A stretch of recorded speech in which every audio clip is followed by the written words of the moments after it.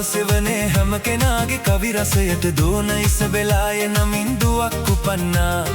ලදරු කාලෙ සිටම ඇගේ කවිය රස වුණා. හෙළවදනින් හිත ගෙත්තම් කර කවි ගී ගැයුවා.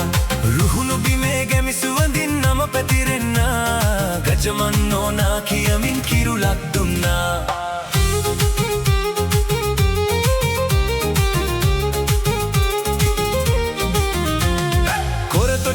සෙවනින් නැගේ කවි මඟ තව හැඩවෙන්නා. පන්සල් මළුවේ නිසලව සිත් දොරටුව මතුවෙන්නා. සහජ බලෙන් හෙළබස තුළ අලුත් එළිය මතුවෙන්නා. මුදලිදු ඇල පාත පවා ඇගේ කවි රස විඳගන්නා. හිටිවන පද පිළිතුරු රස විස්මය දුන්නා.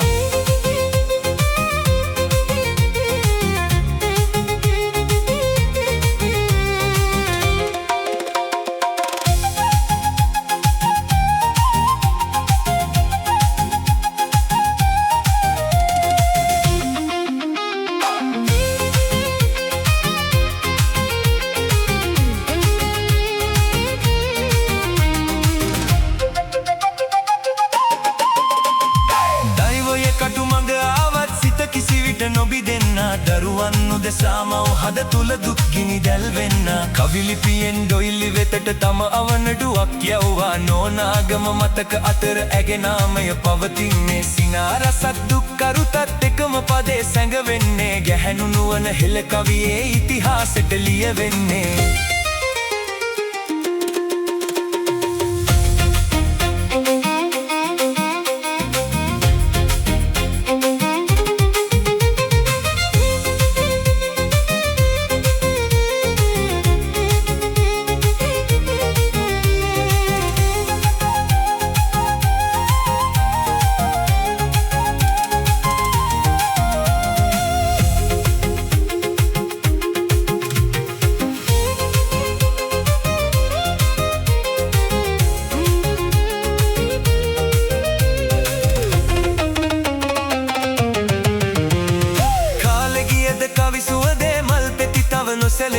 අසන සිතට රුහුණු බිමේ හඬක් මතුනා.